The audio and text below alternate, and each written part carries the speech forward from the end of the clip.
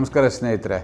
ಈ ನಡುವೆ ಸ್ಪೋರ್ಟ್ಸ್ ಅನ್ನೋದು ಅಂದರೆ ಕ್ರೀಡೆ ಜಾಸ್ತಿ ಆಗಿದೆ. ಜನಗಳು ಅದರ ಹೆಲ್ತ್ ಕಾನ್ಷಿಯಸ್ಸಿಂದ ಜಾಸ್ತಿ ಆಟ ಆಡ್ತಾ ಇದ್ದಾರೆ. ಫುಟ್ಬಾಲು, ಕ್ರಿಕೆಟು, ಬ್ಯಾಡ್ಮಿಟನ್ನು, ವಾಲಿಬಾಲು ಈ ಥರ ಎಲ್ಲ ಆಡ್ತಾ ಇದ್ದಾರೆ. ಜಿಮ್ಗೆ ಹೋಗ್ತಾ ಇದ್ದಾರೆ, ರನ್ನಿಂಗ್ ಎಲ್ಲ ಮಾಡ್ತಿದ್ದಾರೆ.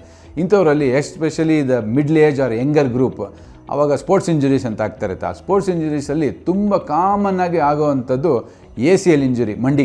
ಮಂಡಿನಲ್ಲಿ ACL ಅಂತ ಹೇಳ್ತೀವಿ. ಆ ACL ಟೇರ್ ಅಂತ ಆದಾಗ ಭಾಳ ಕಾಮನ್ನಾಗಿ ಅದು ಇಂಜುರಿ ಆಗುತ್ತೆ.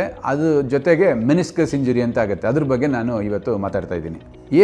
ACL ಅಂದರೆ ಏನು ನೋಡಿ, ಇದು ನಮ್ಮ ಮಂಡಿ ಜಾಯಿಂಟು, ಇದು ತೊಡೆ ಮೂಳೆ, ಇದು ಕಾಲು ಮೂಳೆ. ಇದು ಎರಡು ಮಧ್ಯದಲ್ಲಿ ತೊಡೆ ಮೂಳೆನ ಕಾಲು ಮೂಳೆಗೆ ಕನೆಕ್ಟ್ ಮಾಡುವಂಥ ಲಿಗಮೆಂಟು ACL ಅಂತ, ಅಥವಾ ಆ್ಯಂಟೀರಿಯರ್ ಕ್ರೂಷಿಯೇಟ್ ಲಿಗಮೆಂಟ್ ಅಂತ ಹೇಳ್ತೀವಿ.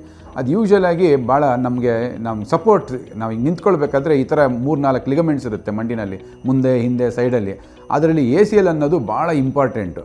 ನಾವೇನಾವಾಗ ಆಡೋವಾಗ ಜಂಪ್ ಮಾಡಿ ಸ್ವಲ್ಪ ಹಿಂಗೇನೋ ಟ್ವಿಸ್ಟ್ ಆಗಿ ಕಾಲು ತಿರುಗಿದಾಗ ಈ ACL ಅನ್ನೋದು ಕಟ್ಟಾಗಿಬಿಡುತ್ತೆ. ಇದು ಕಟ್ಟಾದಾಗ ನಾವು ನಡಿಬೇಕಾದ್ರೆ ಕಾಲು ಉಳುಕ್ದಂಗೆ ಆಗುತ್ತೆ, ಸ್ಲಿಪ್ ಆದಂಗೆ ಆಗುತ್ತೆ, ಇಂಬ್ಯಾಲೆನ್ಸ್ ಆಯಿತು ಅಂತ ಪೇಷಂಟ್ ಕಂಪ್ಲೇಂಟ್ ಮಾಡ್ತಾ ಇರ್ತಾರೆ.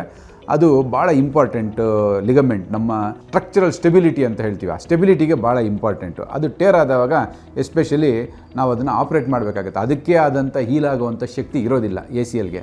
ಸೊ ಅದು ಒಂದು ಸಲ ಕಟ್ಟಾಗೋಯಿತು ಅಂದರೆ ಅದು ಕಟ್ಟಾದಂಗೆ, ಅದನ್ನು ನಾವು ಮತ್ತೆ ರಿಪೇರ್ ಮಾಡಬೇಕಾಗತ್ತೆ. ಅದನ್ನು ನಾವು ಇಲ್ಲೊಂದು ಸ್ವಲ್ಪ ಹ್ಯಾಮ್ಸ್ಟ್ರಿಂಗು ಅಥವಾ ಪಟಲ ಟೆಂಡನ್ ಅಂತ ಸ್ವಲ್ಪ ಎಕ್ಸ್ಟ್ರಾ ಮಸಲ್ಸ್ ಇರುತ್ತೆ, ಇಲ್ಲಿ ಟೆಂಡನ್ಗಳಿರುತ್ತೆ.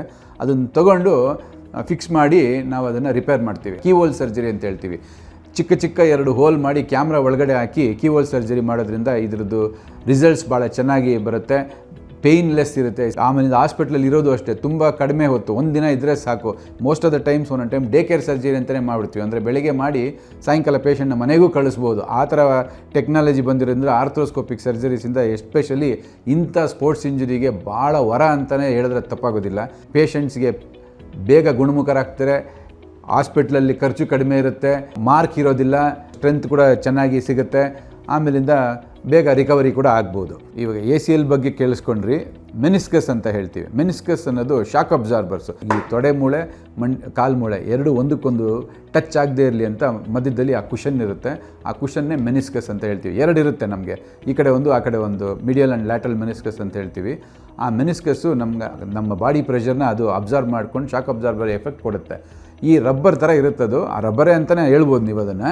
ಅದು ಒಂದೊಂದು ಟೈಮು ಕಾಲು ಟ್ವಿಸ್ಟ್ ಆದಾಗ, ಬಿದ್ದಾಗ ಈ ACL ಜೊತೆ ಈ ಮೆನಿಸ್ಕಸ್ ಕೂಡ ಟೇರ್ ಆಗಿಬಿಡುತ್ತೆ. ಈ ACL ಇಂಪಾರ್ಟೆಂಟ್ ಲಿಗಮೆಂಟ್ ಅಂದರೆ ಅದಕ್ಕಿಂತ ಭಾಳ ಇಂಪಾರ್ಟೆಂಟ್ ಈ ಮೆನಿಸ್ಕಸ್. ಯಾಕಂದರೆ ಮೆನಿಸ್ಕಸ್ ಡ್ಯಾಮೇಜ್ ಆಗೋದ್ರೆ ಈ ಕಾರ್ಟಿಲೇಜ್ ಏನಿರುತ್ತೆ, ಕಾರ್ಟಿಲೇಜು ಆ ಮೆನಿಸ್ಕಸ್ ಡ್ಯಾಮೇಜ್ ಅದು ಹರಿದಾಗ ಅದ್ರ ಮೇಲೆ ಹಂಗೆ ಓಡಾಡಿ ಆ ಸ್ಮೂತಾಗಿರೋ ಕಾರ್ಟಿಲೇಜ್ ಕೂಡ ಈ ಥರ ಒಳಗಡೆ ಡ್ಯಾಮೇಜ್ ಆಗಿಬಿಡುತ್ತೆ. ಇದು ಡ್ಯಾಮೇಜ್ ಆಗೋದಾಗ ಇದು ಪರ್ಮನೆಂಟ್ ಡ್ಯಾಮೇಜ್ ಆಗಿಬಿಡುತ್ತೆ. ಇದನ್ನು ಅಷ್ಟು ರಿಪೇರ್ ಮಾಡಿದ್ರೂ ಅಂಥ ಒಳ್ಳೆ ರಿಸಲ್ಟ್ ಬರಲ್ಲ. ಚಿಕ್ಕ ಟೇರ್ ಆದರೆ ಇದಕ್ಕೆ ಎಷ್ಟೊಂದು ಕಾಂಟ್ರಾಪ್ಲಾಸ್ಟಿ, ಓಟ್ಸ್ ಪ್ರೊಸೀಜರ್ಸ್ ಅಂತ ಬಂದಿದ್ದು ಮಾಡ್ಬೋದು. ಬಟ್ ಇದು ದೊಡ್ಡದಾಗಿತ್ತು ಅಂದರೆ ಆಸ್ಟಿಯೋಆರ್ಥರೈಟಿಸ್ ಅಂತ, ಅಂದರೆ ಮಂಡಿ ಸ್ನಾಯುಗಳು ಸೌದೋಗ್ತವೆ, ಆವಾಗ ಮಂಡಿ ರೀಪ್ಲೇಸ್ಮೆಂಟೇ ಮಾಡಬೇಕಾಗತ್ತೆ. ಸೊ ಚಿಕ್ಕದಾಗಿದ್ದಾಗಲೇ ಮೆನಿಸ್ಕಸ್ನ ನಾವು ಟ್ರೀಟ್ಮೆಂಟ್ ತೊಗೊಂಡು ರಿಪೇರ್ ಮಾಡಿಸ್ಕೊಂಡ್ರೆ ಆ ಮಂಡಿ ಏನು ಕಾರ್ಟಿಲೇಜ್ ಇರುತ್ತೆ ಅದು ಹಂಗೆ ರೆಸ್ಟೋರ್ ಆಗುತ್ತೆ. ಆವಾಗ ಒರಿಜಿನಾಲಿಟಿ ಹಾಗೇ ಇರುತ್ತೆ.